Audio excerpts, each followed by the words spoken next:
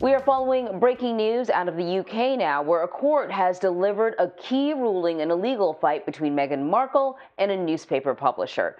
Meanwhile, Facebook's parent company is taking down hundreds of accounts allegedly linked to a Chinese organization. Ian Lee is joining us now this morning with more international headlines. Ian, you got a lot to talk about. We sure do. Good morning, Emery. This is a big win for Meghan Markle in protecting her privacy, and she filed a lawsuit against the publisher of the Mail on Sunday after it published parts of a 2018 letter she wrote to her estranged father. The court upheld a lower court ruling that said the contents of that letter were personal, private, and not matters of legitimate public interest. Let's move on to our next story, which underscores the massive disinformation campaign being waged by the Chinese government. Facebook and Instagram say they've taken down more than 600 accounts, pages, and groups connected to Beijing spreading lies about COVID-19. And China has tried to sow doubt about the origins of the virus, even using an account from a fake Swiss biologist to spread their false information. Facebook's parent company Meta calls this, quote, coordinated, inauthentic behavior, essentially when adversaries use fake accounts for influence operations like Russia did in the run-up to the 2016 election. And recently, social media platforms have also been seen, as in Poland and Belarus, focusing on the migrant crisis along their borders.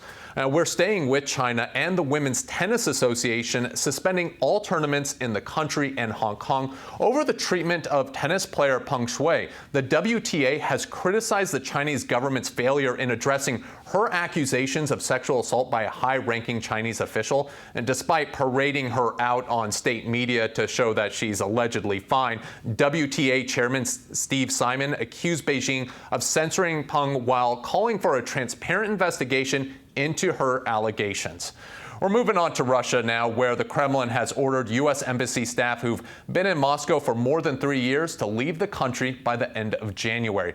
And the move is seen as retaliation for Washington's decision to expel more than 50 Russian diplomats by June 30th. And the U.S. State Department says its move is in line with existing policy, but the Kremlin accuses the U.S. of violating diplomatic norms and the sovereign rights of a state to determine how long their diplomats can stay in a host country. And the big takeaway from this is it's just the latest chapter in worsening relations between the two countries. Finally, we are in Ethiopia, where the government says its troops have recaptured the historic town of Lalibela from Tigrayan rebels. The area, which is a UNESCO World Heritage Site, is known for its spectacular churches carved out of the rock. The Tigray People's Liberation Front said it was making a strategic withdrawal. Now, the latest victory by government forces comes as the Prime Minister went to the front lines last week to, as they say, lead the fight back. Now, thousands of people have died and hundreds of thousands have been forced from their homes during this months-long civil war. Anne-Marie, these churches hold priceless religious artifacts like ancient manuscripts and paintings, and there's concern over their safety. And an interesting fact, one of these churches in particular in the north of the country is fabled to house the Ark of the Covenant, a chest made from gilded wood that contains the stone tablets with the Ten Commandments that Moses was said to have brought down from Mount Sinai. So if you're a fan of the Bible or Raiders of the Lost Ark, that's allegedly where it is. Well, that movie could have been wrapped up really quickly had we known that. I'm happy that they're able to sort of protect these priceless antiquities. You know, it's just really heartbreaking what's happening there in the country, though. Ian, thank you very much.